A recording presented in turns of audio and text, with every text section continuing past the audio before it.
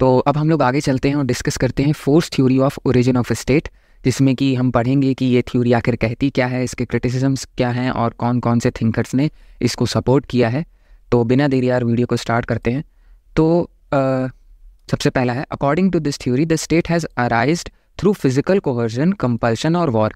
Force theory of origin of state के according जो state का ओरिजिन है वो डिवाइन से नहीं हुआ, भगवान ने नहीं किया, ना इंसानों ने क्रिएट किया, बल्कि फिजिकल कोहर्जन से हुआ। लोग आपस में लड़ाई करते थे रिसोर्सेज के लिए, टेरिटरी के लिए, और उन लड़ाइयों के थ्रू, फिजिकल कोहर्जन के थ्रू, फोर्स के थ्रू लोगों को कंपल्सिवली आपस में मिल के रहना पड़ा और इसी से स्टेट की ओरिजिन हुई। अब प्रोपाउंडर्स की बात करें तो इस थ्योरी के प्रोपाउंडर जेंग्स, बर्नहार्डी, ओपेनहाइम और ट्रिशे, ये जो है इस थ्योरी के मेन प्रोपाउंडर्स हैं। इन चारों का नाम आप याद कर सकते हो। हिस्टोरिकल पर्सपेक्टिव की बात करें तो लीकॉक नाम के एक थिंकर थे। उनका इंटरप्रिटेशन ये था स्टेट के रिगार्ड में कि the government results from human aggression. उनका मानना था कि ह्यूमंस में जो एग्रेशन होता है, एक्सप्रेस करने की जो इच्छा शक्ति होती है, जो डिज़ायर होता है एग्रेसिव फॉर्म में, वही गवर्नमेंट का फॉर्म ले लेता है किसी स्टेट के अंदर। ऐसा लीकॉक का इंटरप्रिटेशन था स्टेट के रिगार्ड में।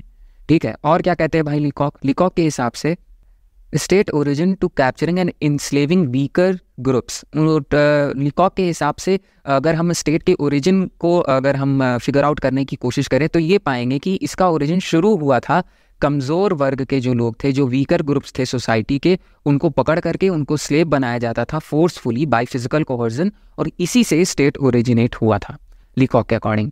और प्रोसेस कंटिन्यूएशन उनके according, the self seeking acquired by superior physical force, the progressive grow from tribe to kingdom. और यही जो क्या कहते हैं फिजिकल फोर्स की मदद से कुछ वीकर ग्रुप्स को इंस्लेव किया किसी सुपीरियर अथॉरिटी ने, और बाद में वही अथॉरिटी ने, मान लो छोटे से ट्राइब, उसने इस तरीके से वीकर ग्रुप्स पर फिजिकल कोहर्जन से क्रिएट कर लिया, तो वो ट्राइब बड़े होते होते किंगडम हो गई, फिर किंगडम से वो एम्पायर हो गई। बट ये जो कॉन्टिन्यूएशन था वो सेम ही प्रोसेस था। कहने का मतलब कि फिजिकल फोर्स जो थी वो कॉमन थी, उसी की वजह से वीकर ग्रुप जो रह रहे थे सोसाइटी में, उन पर सुपीरियर अथॉरिटी जो है उनको इंस्लेव करती चली जा रही थी, और इसी से अल्टीमेटली जो स्टेट है वो बड़ा होता गया, ट्राइब से किंगडम, किंगडम से एम्पायर। ठीक है, फिर जेंग्स के हिसाब से, उनके पर्सपेक्टिव के हिसाब से, the modern political communities exist in the present day time due to successful warfare. जो हमने देखा है कि लाइक ओवर द हिस्ट्री हम इंसानों ने कितनी लड़ाइयाँ की हैं, कितना खून खराबा मचाया है। ठीक है, वर्ल्ड वॉर 1, वर्ल्ड वॉर 2 इसके बहुत अच्छे एग्जाम्पल हैं। तो यही जो वॉरफेयर, यही जो लड़ाइयाँ हुई, इन्हीं की वजह से आज के समय में तरह तरह की देश, तरह तरह की सरकारें, तरह तरह की पॉलिटिकल कम्युनिटीज़ हम देखते हैं अपने अंदर। ठीक है, अपने सोसाइटी में। और उसके बाद एक और थिंकर थे ब्लंशटाई। इनका ओपिनियन क्या था भाई? इनके according force is an very essential, consider force as a very vital element in organizing the state. इनके अकॉर्डिंगली फोर्स जो है बहुत ही इंपॉर्टेंट एलिमेंट है स्टेट को ऑर्गेनाइज करने में। अगर फिजिकल कोहर्जन ना हो तो लोग एक साथ मिलके इस तरीके से यूनिटी में नहीं रह पाएंगे किसी स्टेट के अंदर। फिर है Oppenheim, 6 stages of state emergence. Oppenheim नाम के भी एक थिंकर थे जिन्होंने स्टेट के ओरिजिनेशन, स्टेट के इमरजेंस से रिलेटेड 6 स्टेजेस हम लोगों को प्रोवाइड किए थे, डिस्कस किए थे, और वो काइंड ऑफ सपोर्ट करते थे force theory of origin of state को ही। तो जब भी इस थ्योरी को आप डिस्कस करो तो ओपेनहाइम के 6 स्टेजेस आपको ज़रूर ही पढ़ने हैं, ये बहुत ही इंपॉर्टेंट होता है इस थ्योरी के अंदर। ठीक है, तो क्या है वो 6 स्टेजेस जिससे स्टेट इमर्ज हुआ ओपेनहाइम के अकॉर्डिंग? सबसे पहला है continuous fight, initial stage marked by ongoing conflicts, conquerors seize the properties of defeated individuals. सबसे पहले स्टेज में हम जाएं स्टेट इमरजेंस के तो हम पाएंगे कि लोग आपस में लड़ाई करते थे, बहुत कॉन्फ्लिक्ट्स थे उन सभी के बीच में, और जो कॉन्करर्स होते थे यानी कि जो विनर्स होते थे वो डिफीटेड इंडिविजुअल्स की प्रॉपर्टीज़ को सीज कर लेते थे, उनकी टेरिटरी को सीज कर लेते थे, उस पर कब्जा कर लेते थे। मान लीजिए 2 ट्राइब के बीच में लड़ाई हुई तो जो ट्राइब जीतेगी वो दूसरी वाली हारी हुई ट्राइब का जो भी एरिया है उस पर कब्जा कर लेगी। ये सबसे पहला स्टेज होता था। फिर क्या होता था? Peasant enslavement, peasants are enslaved initiating exploitation. इसके बाद क्या होता था? टेरिटरी तो हमने कब्जा कर ली, विनर ने, कॉन्करर ने। फिर उसके बाद जो कॉन्करर होता था वहाँ पे मौजूद जो वीकर ग्रुप, ऑब्वियसली वो ट्राइब हार गई तो वो वीकर ग्रुप हो गए, उन लोगों को इंस्लेव कर लेता था, उन लोगों को पेजेंट बना लेता था, अपना गुलाम बना लेता था एक तरीके से। ये होता था सेकेंड स्टेज। ठीक है, फिर आगे थर्ड स्टेज है corporation realization, mutual recognition of benefit leads to corporation between conquerors and conquered. इसके बाद क्या होता था? जो वीकर ग्रुप रहते थे, जो इंस्लेव्ड हो जाते थे, उनको रियलाइज होता था कि अपना भला इसी में है कि इस कॉन्करर जिसने हम पर कब्जा किया है इसके साथ कोऑपरेट करके रहें तो अपना अच्छा रहेगा, जिसकी वजह से थर्ड स्टेज में क्या होता था? ये जो वीकर ग्रुप है कोऑपरेट करके रहने लग जाते थे। और ये भी इंपॉर्टेंट चीज़ थी कि कॉन्करर्स को ये रियलाइज़ होता था कि हमें अगर इन लोगों से काम करवाना है तो हम इसे कम्प्लीटली इन्हें इंस्लेव बना के नहीं रख सकते, हमें इन्हें भी कुछ बेनिफिट्स प्रोवाइड करने होंगे ताकि इनकी लॉयल्टी हमारे प्रति बनी रहे। तो इस तरीके का कॉपरेशन जो है काइंड ऑफ कॉन्करर्स और कॉन्कर्ड लोगों के बीच इस्टेब्लिश होता था थर्ड स्टेज में ओपनहाइम के according. Unity against enemy, people unite to combat common adversaries. बाद में म्यूचुअल बेनिफिट के बाद ये जो लोग बड़े हो गए, लाइक बड़ा ग्रुप हो गया, इनके कुछ एनिमीज ऑब्वियसली होंगे, ऐसा नहीं है कि इनके एनिमीज एकदम खत्म, 2 ही लोग थे, और भी ट्राइब्स होंगे, किंगडम्स होंगे, एम्पायर्स होंगे। उनसे लड़ने के लिए इनके अंदर एक और यूनिटी भी आ जाती थी इन्हीं एनिमीज की वजह से स्टेज 4 में स्टेट इमरजेंस के। फिर उसके बाद क्या है, फिर है government formation establish to settle dispute among the community. अब क्या होता है कि जब ये ट्राइब बड़े होते होते किंगडम का रूप, जैसे हमने किया ना, ट्राइब बड़े होते होते किंगडम, किंगडम से एम्पायर, जैसे लोग बढ़ते गए तो आपस में भी तो लड़ाइयाँ होंगी उस किंगडम के अंदर, उस एम्पायर के अंदर। उसको रिजॉल्व करने के लिए जो है गवर्नमेंट एग्जिस्टेंस में आई ताकि स्टेट के अंदर के ही जो डिस्प्यूट्स हैं उनको रिजॉल्व किया जा सके। और फिर लास्ट स्टेज है military leaders emerged as king, military leaders evolve into kings, law and order establish organizing the state. Last stage में ये कहना है ओपनहाइम का कि फाइनली जो मिलिट्री लीडर्स होते थे, क्योंकि फिजिकल कोहर्जन, फिजिकल फोर्स इतना क्रूशियल और इम्पॉर्टेंट था किसी स्टेट के ऑर्गेनाइजेशन के लिए कि लास्ट स्टेज आते आते जो मिलिट्री लीडर्स होते थे, जिनकर की आर्मी का जो हट्टे कट्टे लोग होते थे, आर्मी के लोगों पर जिनका हुकूमत चलती थी, जो लीडर थे उनके, वो आखिरकार लास्ट में आके उस किंगडम, उस एम्पायर के लीडर बन जाते थे। और वही लोग जो कहते थे, फिर बाकी वही लोग लॉ और ऑर्डर इस्टेब्लिश करते थे और कंप्लीटली एक स्टेट बन के तैयार हो जाता था, जिसमें टेरिटरी भी है, पॉपुलेशन भी है, गवर्नमेंट भी है, सवर्निटी भी है, ठीक है, यूनिटी भी है, सारे एसेंशियल्स देख रहे हो आप सेटिस्फाई हो गए। तो ये 6 के 6 स्टेट जो है ओपनहाइम के अकॉर्डिंगली थे in with regard to state emergence. इसी तरीके से स्टेट इमर्ज हुआ। हर स्टेज में आप एक चीज़ कॉमन पाओगे, from the initial to the last stage की फिजिकल कोहर्जन कॉमन है। सो फार आप लोगों को अगर वीडियो पसंद आ रहा हो तो मेक श्योर आप इस वीडियो को लाइक करो और चैनल को सब्सक्राइब करो, क्योंकि मैं इसी तरीके के वीडियो लेक्चर्स आप लोगों के लिए लाता रहता हूँ, ठीक है। फिर है हिस्टोरिकल एग्जाम्पल। अब हम लोग कुछ हिस्टोरिकल एग्जाम्पल देख लेते हैं, कुछ ऐसे स्टेट्स का जो इसी प्रोसेस के थ्रू डेवलप हुए हैं। Alexander the great expanded the kingdom through predominant use of Alexander the great, Sikandar के बारे में आप लोगों ने सुना होगा। उसके केस में हम ये पाएंगे कि जो उसने अपना किंगडम है उसको बढ़ाया प्रीडोमिनेंटली फोर्स की मदद से, आर्मी की मदद से, फोर्सफुली फिजिकल कोवर्जन की वजह से ही उसने अपना किंगडम एक्सपैंड किया था, ठीक है। तो इस थ्योरी का एक बहुत अच्छा एग्जाम्पल वो हो जाता है, ठीक है। और भी एग्जाम्पल्स हैं, जैसे कि चंगेज़ खान थे, नदीर शाह, अकबर, हिटलर, नेपोलियन, है ना, हिटलर, नेपोलियन, ये सब तो बड़े फेमस नाम है, आपने लोगों ने सुने होंगे। ये आर्मी की वजह से घुस के किसी देश में, किसी स्टेट में कब्जा कर लेते थे। They followed a similar approach in expanding there territories through force. तो ये बहुत ही अच्छे एग्जाम्पल है अगर आपको फोर्स थ्योरी का एप्लीकेशन समझना हो तो। इन्होंने ब्लंटली फोर्स का ही यूज़ किया, to be specific military force का यूज़ किया अपने स्टेट को एक्सपैंड करने के लिए, और इसी तरह नए नए स्टेट इमर्ज होते गए। और हाँ, आप लोगों के साथ एक बहुत इंपॉर्टेंट न्यूज़ शेयर करनी थी यार, वो ये कि पॉलिटिकल साइंस की एक कंप्लीट नोट्स पीडीएफ, या कह सकते हो बुक की पीडीएफ मैं बना रहा हूँ, जिसमें पॉलिटिकल साइंस के सभी इंपॉर्टेंट टॉपिक्स कवर होंगे और बहुत ही सिंपल और इजी टू अंडरस्टैंड लैंग्वेज में, जिसे कोई भी बच्चा खुद से पढ़ के समझ सकता है।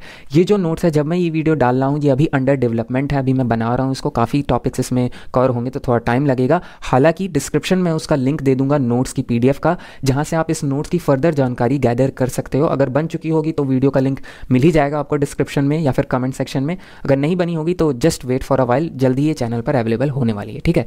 तो बस अब आगे चलते हैं।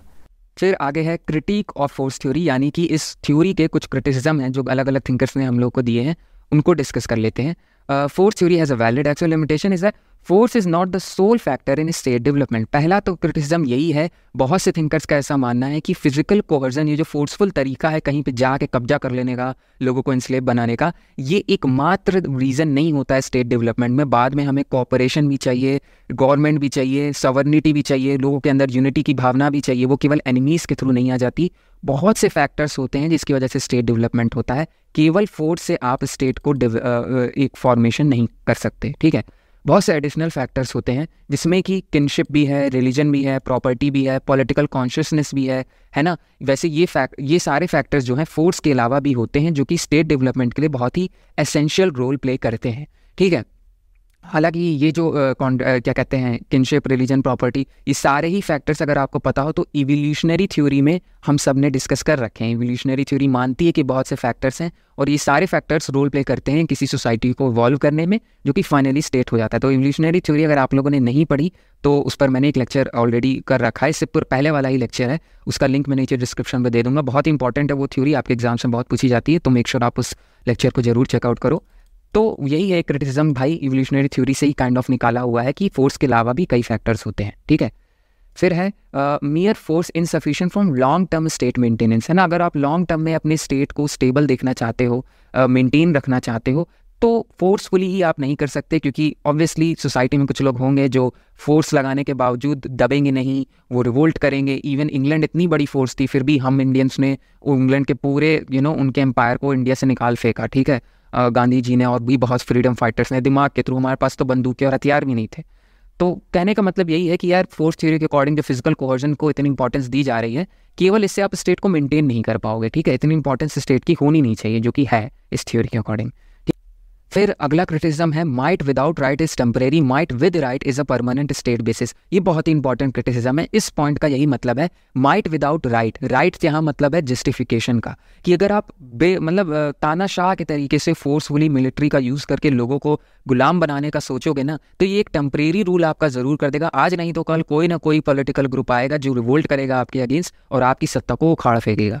Might with right, with right कहने का मतलब विद जस्टिफिकेशन, मॉरल जस्टिफिकेशन, ठीक है। जस्टिफिकेशन के साथ है, लोगों की सहमति के साथ है, कंसेंट के साथ है, तभी वो जो स्टेट है उसका परमानेंट एग्जिस्टेंस हो सकता है, परमानेंट बेसिस हो सकता है, ठीक है। ये तीसरा क्रिटिसिज्म हो गया। ग्रीन नाम के एक थिंकर थे, उन्होंने कहा कि उनका मानना था coercive power when exercise according to laws in state stability. अब इसी को अगर आप आगे एक्सटेंड करना चाहो, might with right is a permanent basis, इसका कहने का मतलब कि जो भी फिजिकल कोहर्जन है, कोहर्सिव पावर है, उसको according to law with justification with morality आपको एक्सरसाइज करना होगा, तभी आप अपने स्टेट को जो है स्टेबल रख पाओगे। फिर है गिलक्राइस्ट, इस नाम के भी एक थिंकर थे, इनका क्या है, might with right endures as long as the human mind, ठीक है। अगर कोई फिजिकल कोहर्जन, कोई अथॉरिटी एक्सरसाइज कर रही है with proper justification according to law, तो वो उसका एग्जिस्टेंस जो है वो काफ़ी लॉन्ग टर्म जो है वो हो जाता है, ठीक है। फोर्स लिमिटेशन, मकाइवर का भी आर्गुमेंट था कि भाई sheer force is ineffective, nothing is achieved by sheer force, disrupts unless align with common will.